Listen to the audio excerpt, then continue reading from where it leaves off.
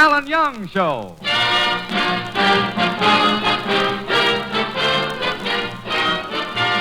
Featuring our singing star, Diane Courtney, the music of Peter Van Steeden, and starring Alan Young.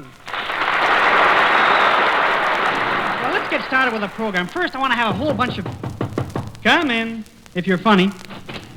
Mr. Young, I'm Leonard T. Holton of the Ajax Phonograph Record Company. Since this is your first broadcast of your new series, perhaps you'd like to have a phonograph record made of it. Oh, do you make phonograph records of radio broadcasts? Why, certainly. Huh. We've made phonograph records for some of the biggest, some of the biggest, some of the biggest, some of the biggest, some of the biggest, some of the Mr. biggest, some of the Holton. biggest. Wait a second. Your Adam's apple is caught in your dickie. Now start again and take it easy. Well, as I was saying, we've made phonograph records for some of the greatest radio stars, like Kate Smith, Bob Hope, Burns and Allen, Dinah Shore, Charlie McCarthy, Lowell Thomas, Eddie Cantor, H.V. Carlton. Wait a second. Let me wind you up here. Ray C. Allen, Ed Gardner, Lawrence Tibbett, Ed Wynn, and hundreds of other famous radio stars. Why, we've made records of ow, ow, ow! Mr. Holton, what happened? The needle reached the end. Good day, Mr. Young.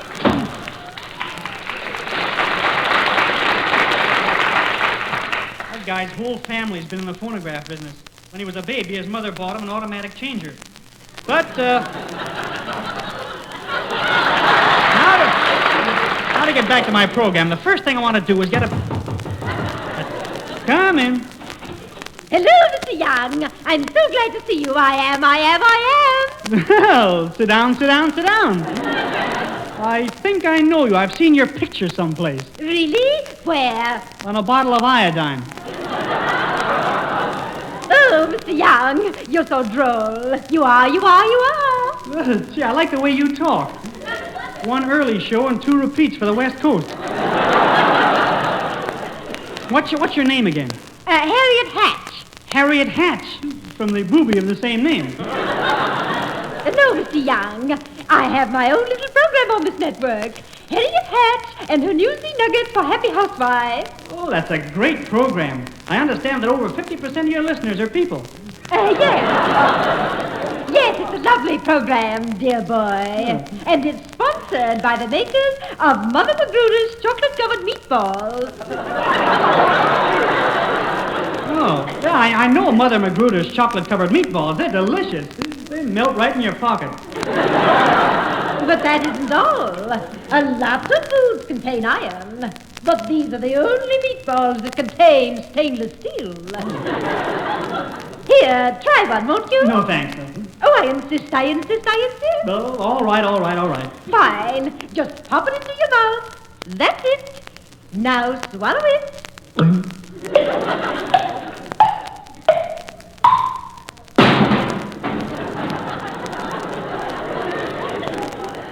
Gee, if it hit all my ribs, my eyes would light up. Now, Miss Hatch, if you'll excuse me, I have to do a few things. Mr. Young, I want you to do a guest appearance on my program. Huh? I promised my listeners that I'd bring them your life story. Oh, my life hasn't been very interesting. Oh, yes, it has. I already know a few things about you. For instance, do you listeners know that today is Alan Young's birthday? Wait a minute, Miss Hatch. Today isn't my birthday. I know.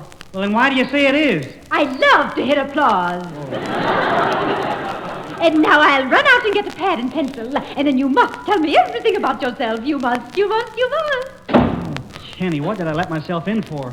That woman's going to take up the rest of the program interviewing me. Oh, she can't, Alan. She can't.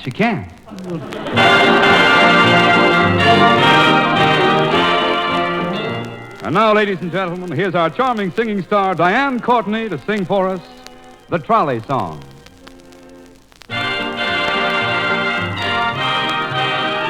With my high starched collar and my high top shoes and my hair piled high upon my head, I went to lose a jolly hour on the trolley and lost my heart instead.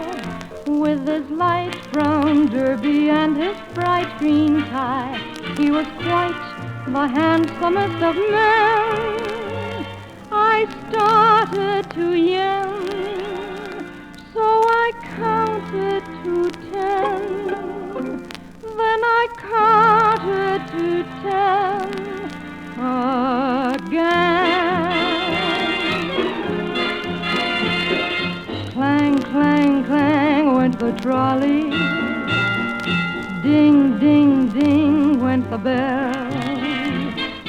Zing, zing, zing went my heartstrings. For the moment I saw him I fell. Chug, chug, chug went the motor. Bump, bump, bump went the brake. Thump, thump, thump went my heartstrings. When he smiled, I could feel the car shake. He tipped his hat and took a seat. He said he hoped he hadn't stepped upon my feet. He asked my name, I held my breath. I couldn't speak because he scared me half to death. Buzz, buzz, buzz went the buzzer. Plop, plop, plop went the wheel. Stop, stop, stop went my heartstrings. As he started to leave, I took hold of his sleeve with my hand, and as if it were planned, he stayed on with me, and it was grand just to stand with his hand holding mine to the end of the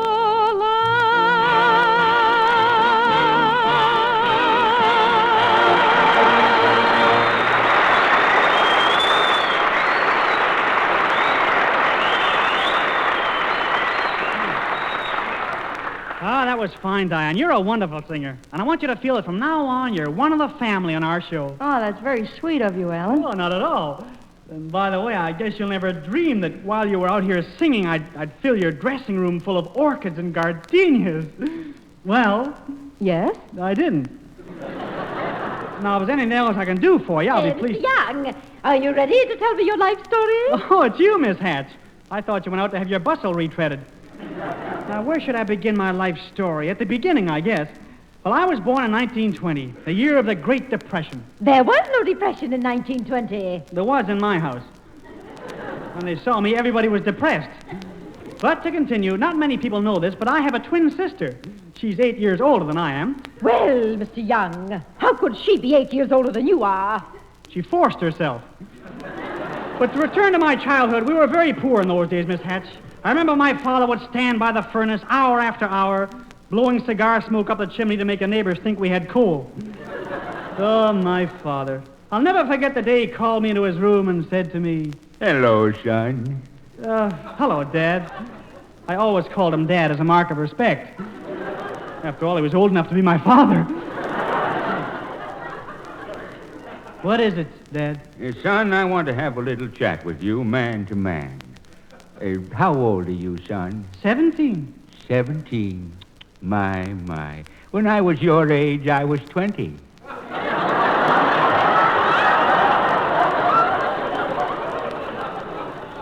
Well, Miss Hatch, obviously there was nothing left for me to do but leave home.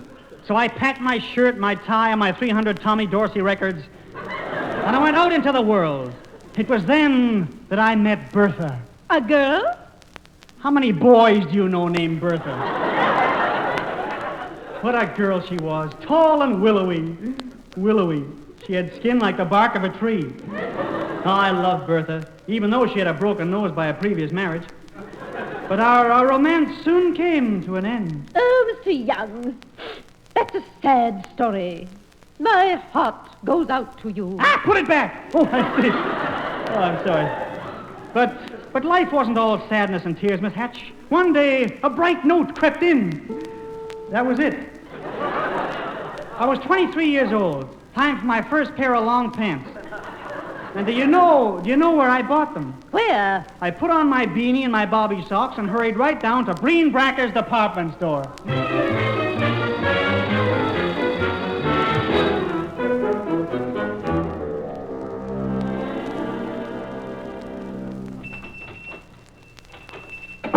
Oh, Mr. Breenbracker. Mr. Breenbracker. Oh, here I am. You would have to walk in now. Were you doing something important, Mr. Greenbacker? Yes, and I was in the back of the store taping up an old bat. You were? Yes, my wife's always spraining her ankle.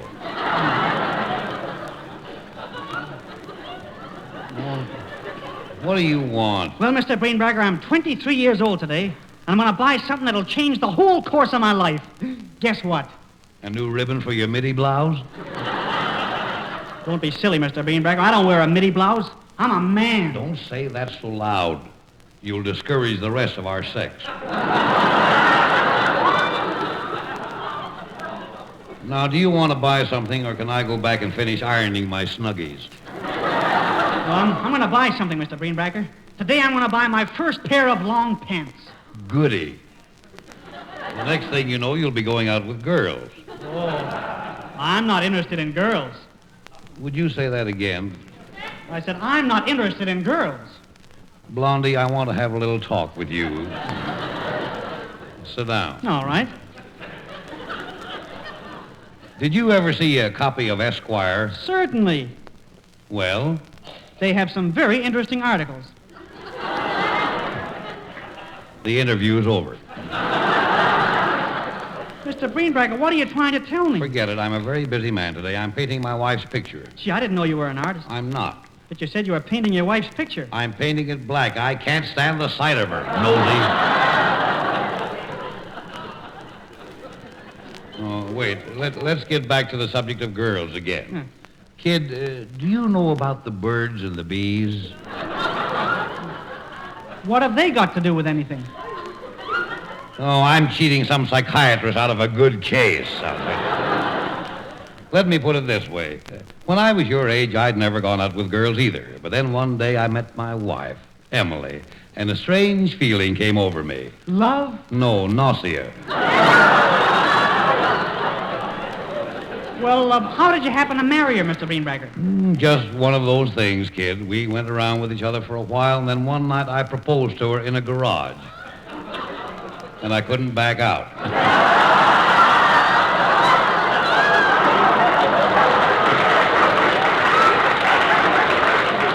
That's very interesting, Mr. Greenbacker, but I came in here for a pair of long pants. Oh, okay. Come on into the pants department. Gee, Mr. Greenbacker, this window here looks out onto your backyard, doesn't it? Don't lean out of that window, kid. The pulley's broken and the window's liable to come down on your head. Oh, it's perfectly safe. I want to look out and see your garden. Don't stick your head out of there. That window will fall down and fracture your skull. Don't be silly. How can a big window like this fall down when it's fast? Oh! I'm glad. Now, come on over here and look at these pants. Here's a pair that'll just fit you. Gee, they're nice. How much are they? They're $139. Gee, the pants' legs are kind of tight. I can't get my feet into them. Grease your ankles. Now, this pair over here looks better. I'll take these. They're $18. I'll take them. Don't make up your mind right away. Go home and talk it over with your patrol leader.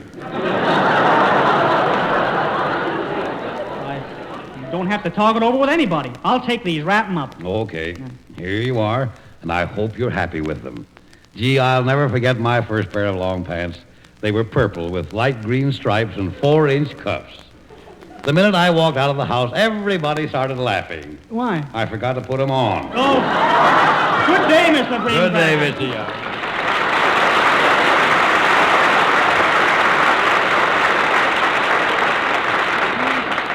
And that, Kenny, was my first meeting with Mr. Greenbacker. And you know, to this day, he never wants to sell me anything. Well, that's certainly a switch. Most shopkeepers are anxious to sell their stuff when they have it. Not Mr. Greenbacker. Why, he wouldn't even sell me a ferry boat. Well, how do you know he has a ferry boat? He must have. Last time I saw him, his slip was showing.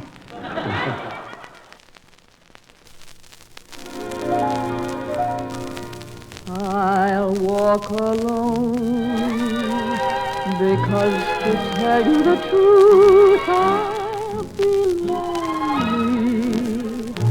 I don't mind being lonely when my heart tells me you are lonely too. I'll walk alone. They'll ask me why, and I'll tell them I'd rather.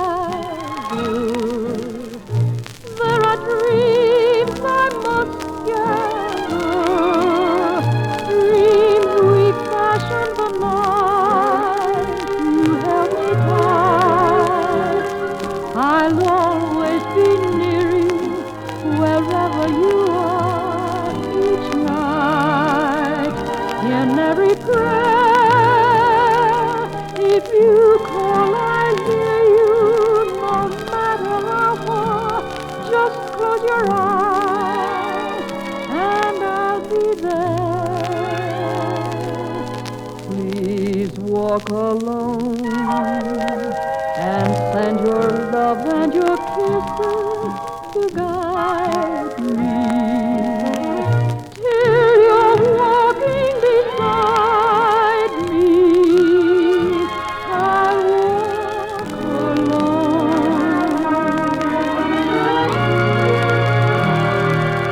I'll always be near you wherever you are, each night in every prayer. If you call, I hear you, no matter how far. Just close your eyes and I'll be there. Please walk alone and send your love and your kisses to guide me till you're walking beside me. I'll walk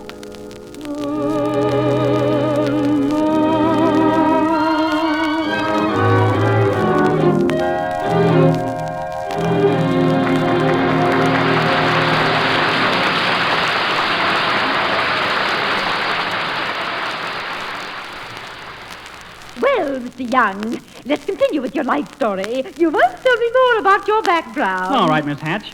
There weren't any brilliant minds in my family. The Youngs were a proud lot, but they were a vacant lot. The day I became 21, I realized it was time for me to go to work. After all, I couldn't make adolescence my career. I decided to go into radio. My first job was with a local station in town. This station was owned by Mr. Littles, and Mr. Littles used to let me tinker around in the control room. Littles Tinker, the boys used to call me. Then I decided to try to get a job with one of the networks.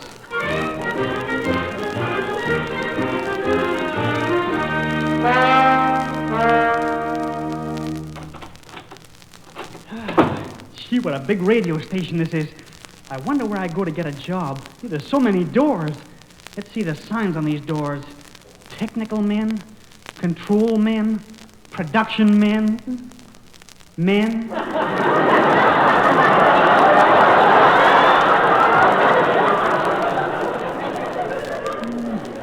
What's this next one? Audition room. I'll go and see if I can get myself an audition. I'm busy. Whatever it is, slip it under the door. Okay. It was a tight squeeze, but I made it. Well, what can I do for you? Sir, I'm a comedian. I'd like to get a program of my own. All right. Step over to the microphone and tell me a joke. Well, gee, gosh, I don't know. Oh, my boy, don't be nervous. Huh? I'm your friend. We need comedians. I want you to succeed. I want to help you. I want to give you every chance in the world. Now, go ahead, tell your joke. Yeah. Well, it seems that Pat met Mike one day. Trusting soul, wasn't he?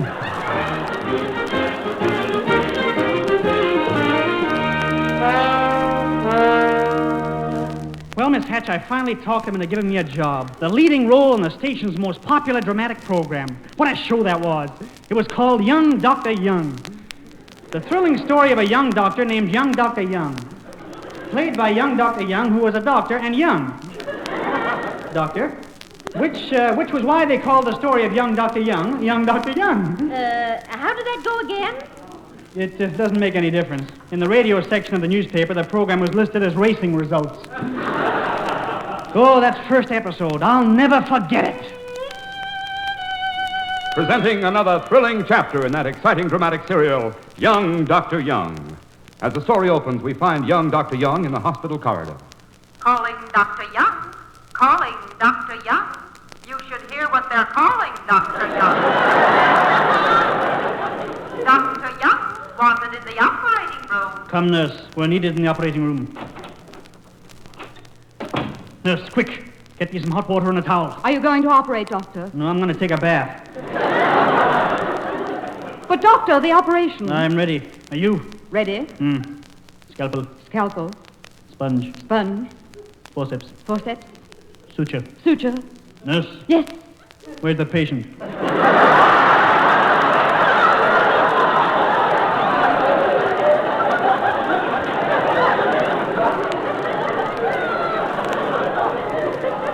Miss Hatch, as you can readily see, I was making wonderful progress in radio. And I went on from that serial to a big detective program in which I played the part of a famous law enforcement officer, Sheriff Young. Ladies and gentlemen, here is Sheriff Young to tell us about another of his famous cases. Sheriff Young, what would you say was the most exciting case in your career? Well, partner, I remember a case I broke when I was a member of the Texas Rangers. It all started in a little border town. One night it was raining, and down by the railroad station...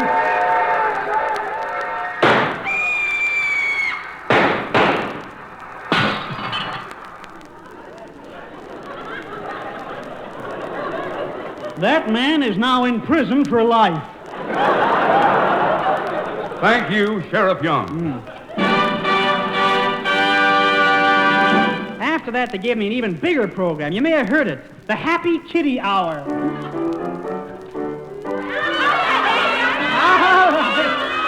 Thank you. Good morning, kiddies. This is your happy Uncle Alan.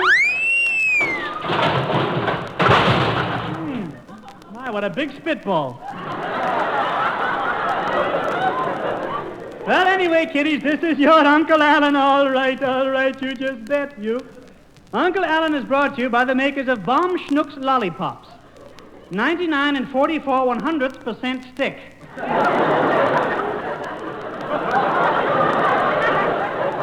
In a scientific laboratory test against 7 other leading brands, Bomb Schnucks didn't do so good. Remember, Bomb Schnucks is the only lollipop that is guaranteed to make a sucker out of you. And Bomb Schnucks come in 3 handy sizes: all day, half day, and quick drool. And don't forget, all Bomb Schnucks lollipops are pre-licked.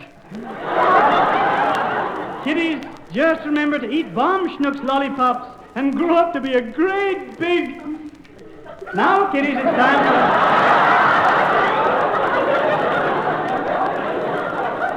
It's now time for our mailbag. The first letter here is from little Rodney O'Droopenflop. Uncle Alan is very glad to learn that you've been killing all those rats at the city dump, Rodney. But there's really no need to mail them all in to Uncle Alan. And now to get on with the program, here's our first little guest. And what is your name, Sonny? Norman Dittenpfeffer. Norman Dittenpfeffer. Well, Norman, will you tell all the mummies and daddies listening in what you think of Uncle Alan's radio program? Can I ask you a question? Yes. What does an elephant do with its trunk? It smells. Oh, I see. Well, Norman, for your bright answer, Uncle Alan is going to give you a Bomb Schnucks lollipop. Stand right up here at the microphone and show everybody how much you enjoy eating it. Go ahead, lick the lollipop. Yes, sir.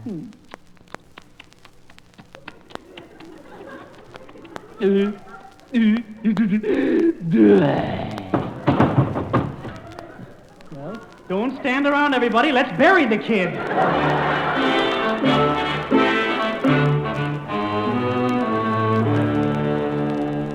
Well, Miss Hatch, so far in my radio career, I had done everything but comedy. And now I suppose you want to know how I got one of my first comedy programs. Well, it happened this way. It was in the year 1938, almost 2 years ago now. I went up to an office one day and knocked at the door. Mr. Grotney, my name is Alan Young. I'd like to do a program for you people. Get out. But, Mr. Grotney... Get out of here, you stupid, fish-faced, hammer-headed, moronic, undernourished idiot. Undernourished? Mr. Grotney, I want to go on the air for you. Do you think that we give programs out to any jerk that walks into this office? Mr. Grotney, were you in Hackensack, New Jersey in April 1941? Do you think we give valuable airtime... Hackensack? April 1941. Why, yes. Remember that red-headed manicurist named Gladys? Starting tomorrow, you have your own program, and good luck to you, my boy. Good night, lovers of static.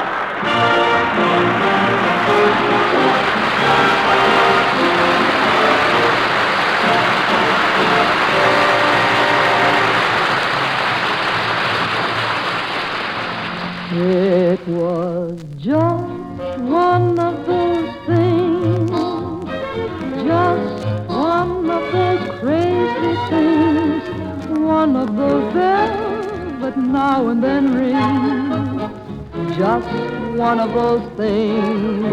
It was just one of those nights, just one of those fabulous flights, a trip to the moon on gossamer wings, just one of those things. If we thought a bit of the end of it when we started painting the town, we'd have been aware that our love affair was too hot not to cool down. So goodbye, dear, and amen.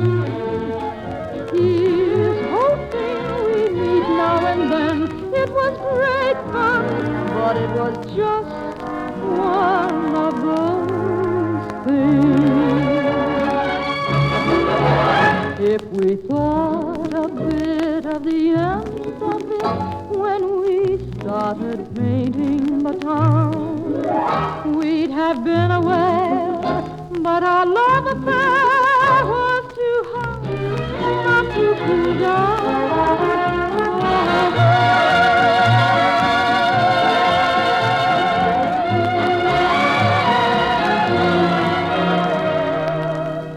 It was great fun, but it was just one of those things.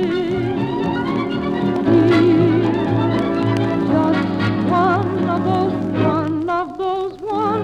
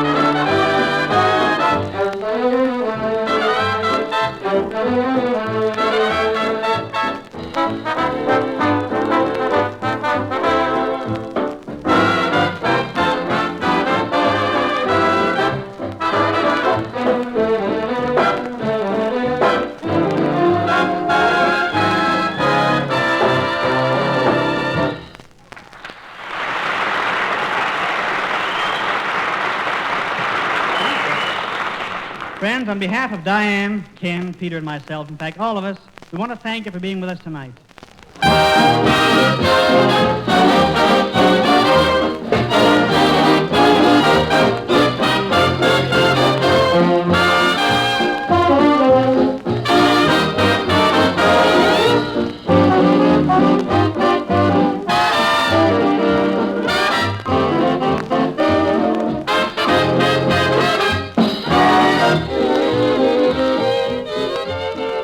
This is the Armed Forces Radio Service.